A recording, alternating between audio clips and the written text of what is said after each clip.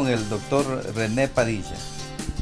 El doctor René Padilla tiene una experiencia enorme de muchos años, no solamente de pastor, de educador, de teólogo. Así que nos sentimos privilegiados de estar con René en este tiempo. Y queremos hablar un poquito acerca de la experiencia de René en las traducciones bíblicas, que es lo que nos compete a nosotros como la Sociedad Bíblica Internacional. Bueno, para mí ha sido un privilegio colaborar con este aspecto del trabajo de la Sociedad Bíblica Internacional. Nunca pensé en términos de traducir yo la escritura, pero siempre me interesó tratar de entender el mensaje bíblico. Yo hice un doctorado en el Nuevo Testamento y obviamente lo hice porque me interesaba escudriñar las escrituras, conocer a fondo el mensaje bíblico. Y para mí ha sido una experiencia sumamente rica participar en algunos de los proyectos de la Sociedad Bíblica Internacional. Ese proyecto el más importante que tiene el Ministerio de la Sociedad Bíblica fue justamente la Nueva Versión Internacional, que en estos años ha sido la Biblia que ha venido a ocupar un segmento importante en el pueblo latinoamericano. ¿Cómo fueron esos inicios de esa traducción? Porque entiendo que René fue uno de los iniciadores del proyecto de la Nueva Versión Internacional. Bueno, de buenas a primeras, sin que yo supiera por qué exactamente, me invitaron a mí a una reunión inicial para hablar de la posibilidad de hacer una traducción de toda la Biblia, siguiendo más o menos las pautas que se habían seguido ya en un Nuevo Testamento que se publicó traducido del inglés al castellano. Se hizo en España. Obviamente el traductor era una persona muy respetable y bueno, hizo una buena traducción, pero era, como digo, una traducción del inglés. En esa reunión que se hizo en Texas, en Dallas, se discutió si lo que se debía hacer era continuar con ese tipo de traducción y si yo podía colaborar con el proyecto. Yo dije, miren, la Biblia no se escribió en inglés, la Biblia se escribió en hebreo, arameo y griego. A mí me interesaría un proyecto que tenga como fin traducir las escrituras a partir de los idiomas originales. Me dijeron, bueno, pero eso costaría mucho. Sí, bueno, costaría mucho. ¿Cuánto costó hacer la NIV en inglés? Sí, bueno, pero ese es un proyecto que duró varios años y costó mucho, por eso sabemos que no es tan fácil emprender un proyecto en castellano con las mismas características. Entonces yo dije, bueno, miren, a mí no me interesa participar en la traducción de una Biblia escrita en inglés. Si ustedes tienen la intención de hacer una NIV, una nueva versión internacional en castellano, a mí me interesa si se hace eso a partir de los idiomas originales. Y bueno, vamos a pensarlo, me dijeron, vamos a pensarlo. ¿Está bien? Piénsenlo. Y demoraron, qué sé yo, un mes más o menos en decidirlo. Y al final decidieron, gracias a Dios, hacer esta nueva versión. Pero ahora, ¿cómo reunir a tanta gente? ¿Cómo seleccionar esas mentes brillantes latinoamericanas? Porque la Nueva Versión Internacional, una de las características más importantes que tiene nuestra Biblia es que son biblistas evangélicos latinoamericanos. Bueno, esa fue, aparte del aspecto económico, ese fue otro tema que se planteó. ¿Cómo vamos a encontrar gente que domine los idiomas originales y que pueda hacer una traducción a partir de esos idiomas? No hay suficiente elemento humano como para hacer eso. Yo dije, bueno, yo conozco a muchos, los conocía porque tuve el privilegio de ser secretario general de la Fraternidad Teológica Latinoamericana Y como tal yo había viajado mucho por toda América Latina y conocía a mucha gente que estaba capacitada para hacer un buen trabajo. Entonces, eso fue uno de los puntos importantes, saber que sí se podía conseguir gente que hiciera el trabajo y bien hecho. Claro que sí. Ahora, en los grupos de trabajo, digámoslo así, en la traducción bíblica, ¿cómo eran esos grupos de trabajo realmente? ¿Cómo era esa discusión de las mentes brillantes al traducir un texto difícil, qué sé yo, un libro especial? ¿Cómo fue ese tiempo? Bueno, una de las dificultades era que tuvimos que considerar el hecho de que no es uniforme el castellano que se habla en toda América Latina, es decir, hay diferencias pequeñas o grandes hasta cierto punto, pero de todos modos en cada país hay maneras de decir las cosas que varían. Y entonces fue necesario buscar gente que participara, que tuviera la preparación adecuada en cuanto a los idiomas, pero además que representara diferentes países. Ajá. Y bueno, fue un proceso para el cual entró la participación muy buena de el doctor Jaramillo. Buscar gente de diferentes países que tuviera la preparación adecuada en cuanto a los idiomas originales y que a la vez tuviera interés en escribir algo en buen castellano, castellano contemporáneo.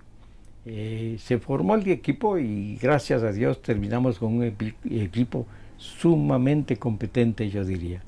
Alrededor de 20 en total, pero no todos trabajaron todo el tiempo. La idea era que una persona se encargaría de la traducción de un libro determinado, haría esa traducción que sería considerada un primer borrador. Ese primer borrador luego era enviado a unos 2 lectores del equipo que hicieran una evaluación y, bueno, sugerencias y trataran de ver cómo mejorar esa traducción hecha en el primer borrador. El primer traductor tenía entonces el privilegio de aceptar las sugerencias o no. Si no se aceptaban esas sugerencias, entonces eso iba a la reunión general que se hacía, no sé exactamente con cuánto tiempo de intervalo, pero más o menos unas 2 reuniones al año, o sea, cada semestre una reunión en diferentes lugares, y la decisión la tomábamos en grupo, discutiendo, y a veces la discusión era muy acalorada, temas que no eran tan fáciles de decidir. Por ejemplo, un ejemplo clásico, yo diría, era cómo escribir espíritu, especialmente en el Antiguo Testamento, porque no siempre se refiere al Espíritu Santo, Claro, ¿no es cierto? claro. Entonces, muchos de los que estaban participando en la traducción del Antiguo Testamento no querían muy frecuentemente usar la palabra espíritu con mayúscula, Wow. el Espíritu de Dios. Pero cuando era claramente la referencia al Espíritu de Dios, bueno, insistimos en que apareciera con mayúscula. Para cada decisión, la discusión era acalorada y a veces podíamos pasarnos 1 hora, 2 horas discutiendo y al fin se tomaba una decisión. Lo que producía esa comisión de traducción que yo tuve el privilegio de moderar, yo fui el presidente de la comisión, eso tenía que pasar a un comité de estilo, o sea que había todavía una comisión adicional que tenía que dar su aprobación y que ahí entraba en juego la claridad de la traducción. ¿Realmente es clara? ¿Realmente está en lenguaje contemporáneo o se podría mejorar? Y bueno, a veces la discusión tenía que volver al comité de traducción para ver si lo que ellos estaban sugiriendo era apropiado, tomando en cuenta los idiomas originales. Por eso el proceso duró 10 años más o menos, y cuando terminamos fue una gran alegría ver que teníamos una Biblia traducida directamente de los idiomas originales al castellano. Y es un castellano, yo diría, latinoamericano. Evitamos usar términos que en ciertos países no sonaran bien o no se entendieran. Y bueno, no es una traducción perfecta, pero yo pienso que es una excelente traducción latinoamericana. Sin duda alguna. ¿Cuáles podrían ser unos 4 elementos que identifiquen a la Nueva Versión Internacional? Bueno, por un lado eso, que se basa en los textos originales, es decir, toma en serio los idiomas en que se escribió la Biblia, hebreo, arameo y griego. Por otra parte, el lenguaje contemporáneo. Nosotros tratamos de evitar lo que llamaríamos hoy paráfrasis. En la Nueva Versión Internacional no se hace paráfrasis, es traducción. Pero, entendamos bien, a veces las metáforas que se usaban en el tiempo en que se escribió el Antiguo Testamento o el Nuevo, había metáforas o modismos. La lucha con los modismos fue tremenda, porque hay modismos que si se traducen literalmente no se entienden, no se sabe qué significan. Entonces, ¿cómo interpretar esos modismos y usar modismos en castellano? Pero modismos que se usan comúnmente.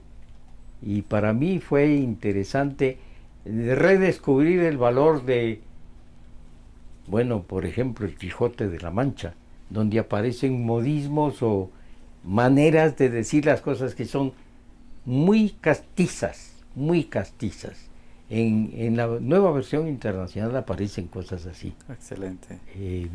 Una traducción hecha tomando en cuenta el sentido del mensaje en los idiomas originales y también la importancia de que los lectores captaran el mensaje para que el mensaje produjera el mismo tipo de impacto espiritual que causó en los primeros lectores.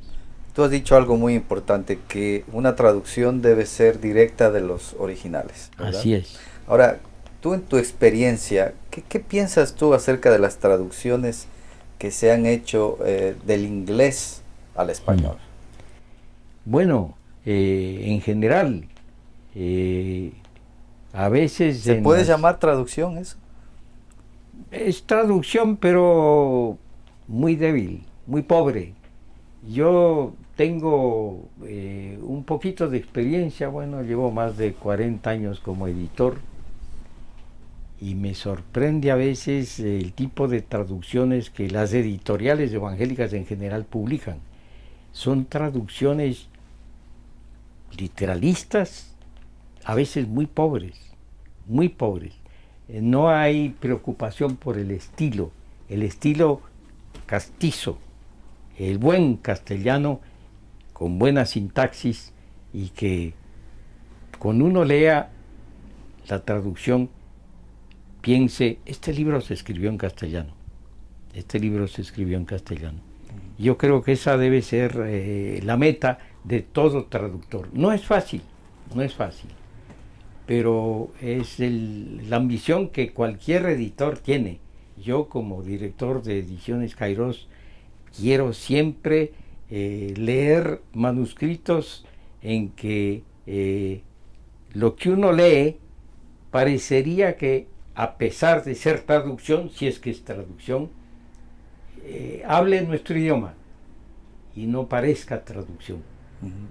Muy bien. Ahora estamos hablando un poquito también de la nueva revisión que está haciendo la Sociedad Bíblica Internacional con la nueva versión internacional. Coméntanos algo al respecto de la NBIS. Bueno, yo he estado muy involucrado en este tema. A veces lo hago porque siento la necesidad de que el lector que no tiene mucha educación y bueno, quizás los niños entiendan el mensaje sin mayor esfuerzo, pero yo diría es una de las tareas más difíciles que yo he realizado, porque ya la nueva versión internacional es muy clara, muy clara.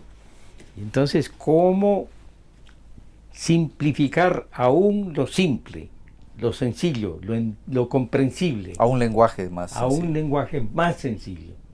Es una tarea sumamente difícil, sumamente difícil. Lo digo por experiencia. Uno lee la nueva versión internacional y dice, esto es claro. Sí, bueno, como yo no voy a ser el lector, hay que pensar en quiénes van a leer esto, cómo van a entender este mensaje. Y siempre es posible llegar a una simplificación, sin que se use simplemente una paráfrasis, porque evitamos las paráfrasis. Queremos todavía ceñirnos al texto en los idiomas originales. Ese es el esfuerzo y es una lucha constante, muy seria la lucha, muy difícil. A mí me ha costado mucho esfuerzo y mucho empeño, mucha convicción de que vale la pena hacerlo. Y bueno, llegamos luego a la reunión de los que estamos encargados del proyecto, que somos 3 personas, y ahí todavía hay espacio para cambios, aquí y allá, pero hay cambios. Y es interesante porque la idea era tener una suerte de editores auxiliares, es decir, gente que hiciera un primer borrador. Ha sido muy difícil encontrar gente que haga ese trabajo, sumamente difícil. Tanto así que, bueno, en el caso del Nuevo Testamento yo terminé con uno solo, que ha hecho un trabajo bastante aceptable. Y mi tarea entonces es tratar de editar eso, pero editar todavía un borrador, porque eso tiene que ir a la comisión, y la comisión todavía tiene que tratar de entender si es posible mejorar para que se cumpla el propósito, una nueva versión internacional en lenguaje sencillo. ¿Cuándo estará lista? Esperamos que antes de que termine este año se publique. Excelente. Pero es una tarea difícil, garantizo eso. Pues que Dios les ilumine y les bendiga en ese tiempo. Gracias. Muchas gracias.